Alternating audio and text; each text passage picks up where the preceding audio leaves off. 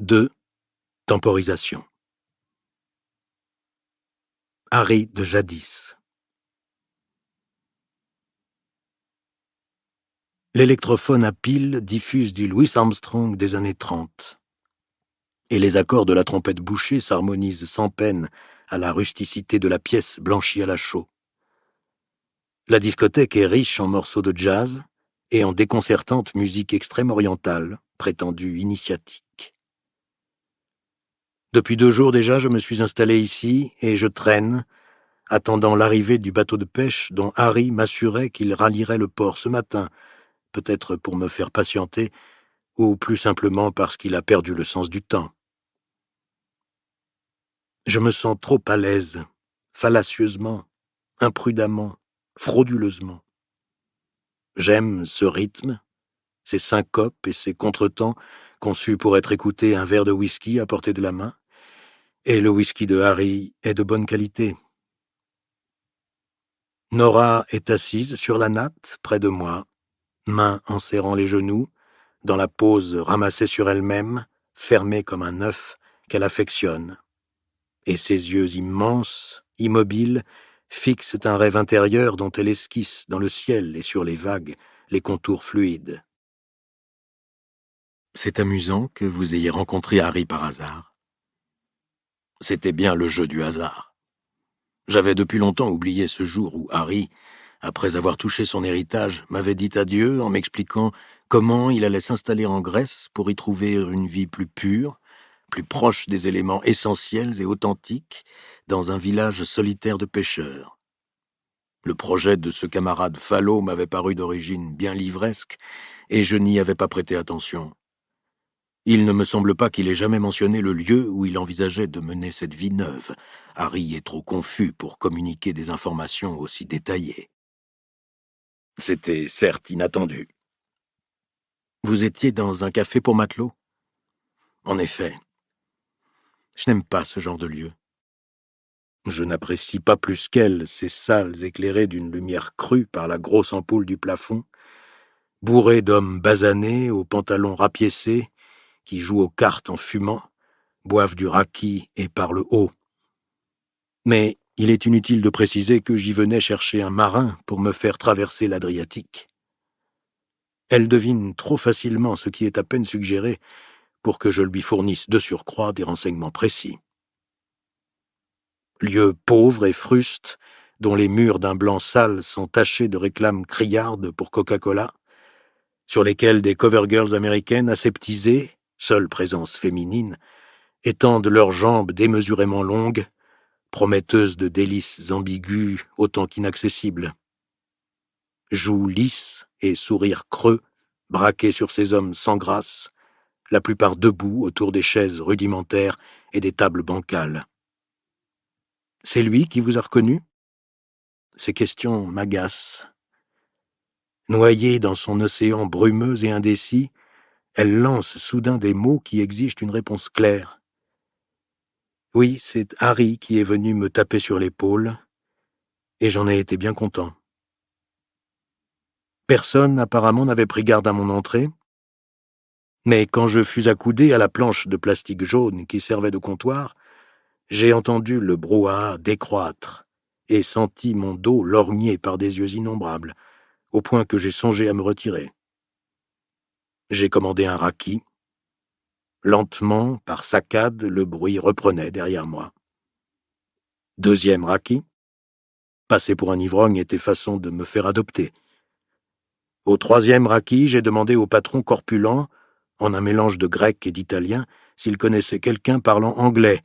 J'avais hâte d'en finir. Sans altérer son expression maussade, il lança d'une voix profonde qui couvrit les bruits de la salle et que j'aurais souhaité moins tonitruante, « Démétrios !» Un Hercule chauve s'est approché tranquillement, d'un pas balancé. Le patron lui a dit quelques mots et s'est retourné vers moi en abaissant ses paupières épaisses.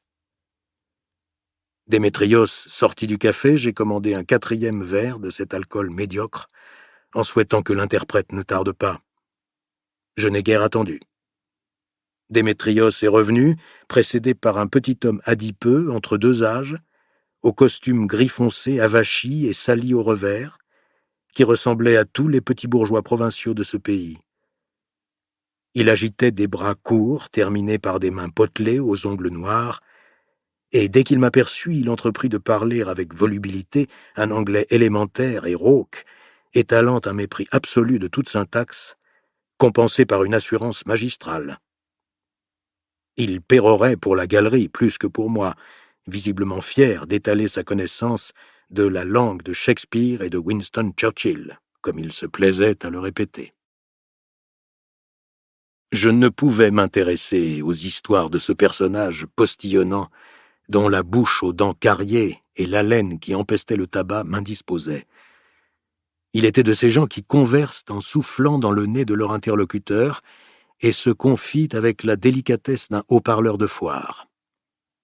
Je n'osais pourtant trop me reculer de peur de le vexer. Il prétendait avoir connu nombre d'Anglais et même avoir tenu dans un film britannique un rôle qui n'était pas négligeable. Il sortait des photos d'un grand portefeuille de cuir fripé, un fils étudiant à Liverpool, un autre lieutenant dans l'armée. Je ne pourrais me fier à cet homme, et je l'aurais planté là bien volontiers si le raki ne m'avait engourdi en dissolvant mes énergies. Il brandissait sa carte de visite, « Mésopoulos, pour vous servir, monsieur ». Il a insisté pour m'offrir encore un verre, et mes inquiétudes se diluaient dans la brume de nos cigarettes. Une voix très neutre me rappelait la nécessité de la prudence, mais lointaine et impersonnelle, elle refusait de s'incarner.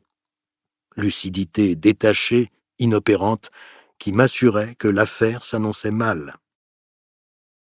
Mésopoulos me présenterait infailliblement à un personnage de son acabit, mais j'étais trop entravé par l'alcool pour modifier mon plan. Et Harry a surgi.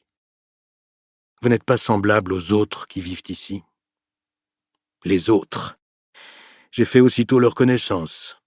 5 ou 6 maisons de pêcheurs achetées par des Anglais qui exultent de ne plus posséder électricité ni salle de bain, qui tissent à la main, quand l'envie leur en prend, quelques décimètres de tissu, ou façonnent des jarres banales de terre cuite dont ils s'émerveillent en glosant sur la splendeur de la matière brute. Ils font semblant de croire qu'ils vivent de leur production, expédiés à intervalles irréguliers vers une boutique de Chelsea. Les frais de port doivent absorber la totalité des bénéfices éventuels.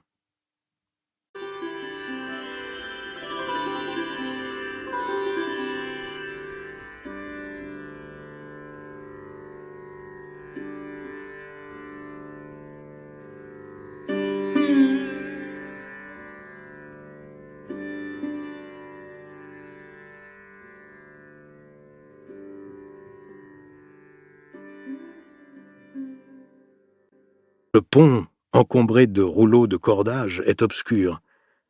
Mais dans le ventre du bateau, au bas d'une échelle qui donne sur une écoutille ouverte, suinte une lueur jaunâtre. Mes mains se referment gauchement sur les barreaux, et mes pieds adhèrent mal au cours de cet enfoncement que l'abus de vodka rend d'une imprévue difficulté. L'oxygène s'est raréfié, auquel se substitue un gaz lourd, malaisément respirable, qui dévie les rayons lumineux en mirages flous, étouffeurs de contours. Même dans la cabine, petite, étroite, si basse qu'il faut s'affaler sur le banc de bois face à la masse de chair graisseuse qui me fixe de ses yeux imperceptibles, recouverts par les paupières tombantes, les ombres proliférantes rendent les cloisons indistinctes, parois aquatiques peut-être, dépourvues de consistance, contre lesquelles il suffirait de s'appuyer avec un peu de force pour tomber plus bas encore dans les failles méphitiques. Dans ce repère sous-marin, les mots s'évadent et s'éparpillent pêle-mêle, en tous sens. Rattrapés par accroc lorsqu'un filet d'oxygène, vite évaporé, redonne vie au circuit subsistant. Les mains, à moins que ce ne soient des pattes, énormes, poilues, aux doigts courts, ne se meuvent pas sur la planche, même lorsque la vodka lui fait prendre des inclinaisons brutales pour me déséquilibrer et me précipiter dans l'aveu, la confession que voudrait extorquer le visage bouffi en attente apparemment amorphe. L'opacité du regard grimace une mimique dont je ne suis pas dupe. J'arrime les termes clés autour de mon asphyxie, ordonne leurs évolutions. Ferry d'Igoumenitsa, trop ordinaire, trop de touristes. Les mots, pour la plupart, ont obéi. Les derniers rétifs, syllabes confondues avec le hoquet de nausée que soulèvent les remugles de tabac froid ou d'algues ou de vases abyssales. Le fluide qui emplit la cabine bleuit. Il me fait face, phoque reposant sur ses nageoires antérieures, qui mâchonne pour exiger 100 livres jusqu'à la côte italienne, dont 50 d'acompte. Les dernières bulles d'air encloses dans le liquide qui nous dilue explosent une à une. Le bleu des rubans ligoteurs se fonce, toxique. Une main oubliée mienne sort la liasse de billets qu'il compte, froisse, examine en transparence. Avant l'aube, 3 heures. N'attendrai pas. Marcher me revigore, mais le tronc bienveillant et ironique d'un platane me cogne soudain. La bigarrure de l'écorce est masque de comédie, incitateur élusif d'une réflexion dont l'objet m'échappe. Troublé, je m'éloigne, embarrassé d'une gêne imprécise qui dérègle mon aisance. Je voudrais réfléchir et cherche le noyau inentamé qui ordonnera les images confuses dont les formes fuyantes m'enveloppent de leurs grands gestes mous. Il est loin, peu accessible. Les bras d'eau marécageux qui l'entourent ne se laissent pas franchir, et s'installe la tentation de la négligence, la satisfaction que la chance bien méritée passe de mon côté. Follow s'avance vers le quai sur la planche qui lui sert de passerelle. Mais pourquoi cet abruti jette-t-il des regards soupçonneux de part et d'autre, en homme qui a peur d'être surveillé? Le personnage est bouffon, et d'un bouffon, il faut s'attendre à tout. Suffit avec Follow. La voie d'accès s'illumine brusquement d'un feu d'artifice. Il a été trop net et trop bref, n'a pas demandé de supplément pour je ne sais quel service imaginaire. Il est trop gras pour ne pas marchander dans les règles. Il m'a percé de ses yeux de vache marine et se camoufle pour m'étriper. Mes jambes flageolent, mais je veux sortir de l'impasse. C'est moi, dorénavant, qui mènerai le jeu. Il est là, dans la rue, il avance en se dandinant, retraite dans l'ombre. À 4 pattes, j'émerge de l'impasse en tendant la tête. Follow prend une ruelle sur la droite. Il me semble me rappeler que la transversale suivante me conduira tout droit au poste de police. Éclair, Follow se rend au poste. Tout se lézarde. Accélération d'une maison huchère qui va déverser sa façade fragmentée dans le lac noir si je ne la devance pas. Le rattraper. Non, erreur. Le dépasser par mouvement tournant rapide. Décision immédiate. Exécution sans délai. Les pieds, redevenus très lourds, s'embrouillent, mais je les traîne avec rudesse pour ne pas les laisser s'enfuir. Je m'essouffle. Cette course, maintenant perçue burlesque, où une énergie intense freinée par des forces hostiles se traduit en mouvement ralenti, me couvre de brume perlante. Mais quand je m'arrête, haletant, une partie de l'alcool qui m'imbibait s'est dissoute dans les airs. Adossé au mur, je respire par saccades. Follow n'est pas encore en vue. Le policier de garde fume sur sa chaise. Je m'époussette. Sans nul doute, la position verticale est plus assurée, et je me sens capable de diriger mes jambes à travers la chaussée, à condition de marcher lentement. J'oublie l'essentiel, le langage à tenir. Je blêmis, je n'ai rien à dire. Une main sur le crâne, lissant mes cheveux collés par la sueur, je patauge dans l'affolement. Lame de fond ascendante, libératrice, la solution surgit. Je prendrai l'initiative, assurant au réel sa cohérence en le faisant œuvre voulue, commedia dell'arte, conduite selon un schéma qui laisse toute latitude à l'improvisation. Peu importe les détails. À pas compter, je traverse la rue en diagonale vers le policier sans lever les yeux. Les pieds ne titubent pas, Le cœur cogne d'exaltation. À quelques mètres du poste, je me retourne, au risque évité de justesse de perdre l'équilibre. Phologenos est immobile sur le même trottoir, à une 50aine de pas. Le policier somnolent rêvasse. Le temps s'étire. Je me hâte vers Pholo avec une soigneuse lenteur. « Où allez-vous, signor Fogolenos ?» Les syllabes se sont embrouillées, tant pis, il ne s'en est pas même aperçu. Réduit au rang d'indicateur, il s'avachit misérablement. À bord de son bateau, maître de la situation, il conservait une certaine autorité, et sa pesanteur graisseuse en acquérait quelque dignité. Dans cette rue, ce n'est plus qu'un mouchard apeuré. Il bredouille « Je rentre chez moi, laissez-moi tranquille. » Non. « Signor Phologenos. » Cette fois, j'ai articulé dans l'ordre convenable. « Vous vous rendez au poste de police. » Je m'appuie familièrement sur son épaule, position commode. « Eh bien, allons-y ensemble. » Par bonheur, aucun de nous deux ne parle correctement l'italien, et le pâteux de mes paroles se confond avec nos hésitations morphologiques. Le commissaire sera enchanté de me rendre les 50 livres. J'improvise en plein délire. Et l'absurdité de la situation m'apparaît si clairement que je ne peux réprimer un sourire. Le coup à porter. Jamais la police grecque ne lui allouera une prime de cette importance. Il ne bouge pas plus qu'un tas d'immondices. J'insiste, mais si, allons-y. Il va me suivre. À jouer les gros show Marx, j'ai trop chargé mon rôle. Je le fais pivoter sans ménagement, et tout en le poussant dans la direction du port, « Mon cher ami, je suis heureux de constater que vous êtes un bon citoyen. » Ahuri, il obéit docilement à mon bras. Je suis envoyé par un organisme international pour enquêter sur un trafic de stupéfiants qui aboutit dans ces parages. Je brandis vivement ma carte du Royal Automobile Club. Les attitudes naissent spontanément et s'enchaînent sans intervention de ma part. Je le fixe d'un œil torve. Vous étiez soupçonné, signor Phologenos. Il bégait. Moi, signor, c'est impossible. Un honnête homme que la police connaît bien, tout dévoué à notre glorieux gouvernement. Je me compose une physionomie que j'espère cordiale. Rassurez-vous, mon cher, votre attitude m'a convaincu. Je tape amicalement sur son épaule, m'y attarde. Et maintenant, vous allez me redonner les 50 livres et allez vous coucher.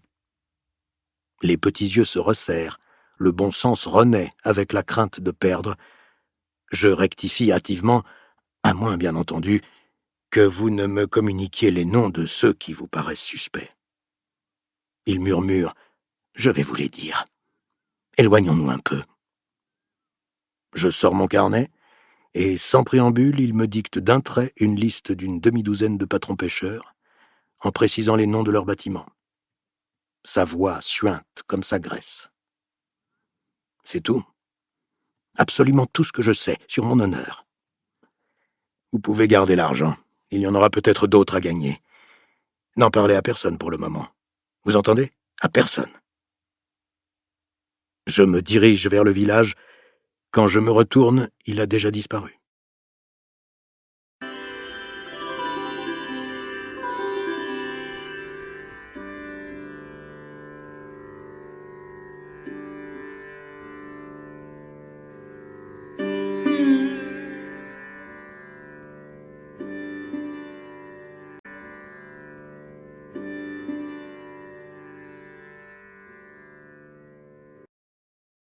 Résolution. À peu près dégrisé par la marche, je sors la TR de son abri. L'électrophone tourne toujours chez Harry, et je reconnais le style de Thelonious Monk. Mais il est trop tard. Je ne suis plus des leurs. Une fois de plus, je m'étonne, moi qu'on appelle encore William Ashford, de m'être conduit de la sorte. Harlequin, roublard et mystificateur, transporté d'aise à la pensée de répercuter sur la vie l'enchaînement que le théâtre extrait par raffinage de notre existence quotidienne. Je me suis tiré d'affaire en appliquant un masque de rechange, mais probablement pour peu d'heures. Les sursis se raccourcissent. Phologenos fréquente trop assidûment la police pour ajouter longtemps foi à cet épisode déraisonnable. Je l'imagine perplexe, grattant les bourrelets qui lui servent de cou. L'incertitude, et surtout les 50 livres, le paralyseront jusqu'à demain, pas davantage. Ne me revoyant pas, il essayera de manger à l'autre râtelier, et je ne pourrai indéfiniment faire ricocher le théâtre sur la vie. Je n'ai pas cessé d'accumuler les fausses manœuvres.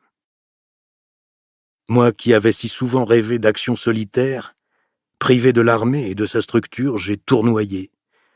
Hanneton qui s'invente au besoin des vitres pour s'y heurter.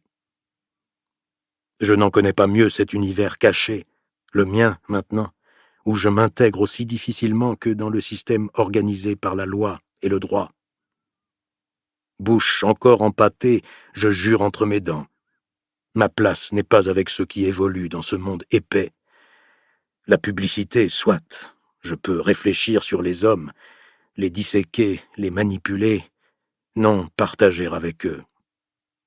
Bonne leçon d'humilité. Je contourne la baie et emprunte une route empierrée qui semble devoir longer la mer en direction du nord. J'ai cherché des solutions trop compliquées. Me suis égaré dans un labyrinthe que je contribuais à fabriquer sans découvrir d'issue, et de surcroît en me faisant remarquer. Sur cette côte rocheuse, je trouverai certainement un village de pêcheurs. Je m'embarquerai avec l'un d'entre eux, et une fois au large, l'obligerai, sous la menace du Smith & Wesson, à rallier l'Italie, en souhaitant passer à travers les vedettes des douanes. César a effectué le même trajet sur une barque qui ne devait pas être plus grosse que celle que je prévois, et qui plus est, recherchée par les patrouilleurs de Pompée. Comme ils ne sont que 2 pour tout équipage, je n'aurai guère de surprise à craindre, et ces pêcheurs misérables accueilleront un paquet de livres comme une aubaine. J'ai trop souvent demandé de l'aide aux autres. Je m'allonge à l'abri d'un surplomb pour attendre l'aube. La brise glisse entre les rochers et la mer à laquelle je suis désormais confronté, qui sera passage ou obstacle définitif. Déborah, nue, se modèle à la clarté de la nuit, et mes paumes s'arrondissent au contour de ses hanches. Je veux réussir.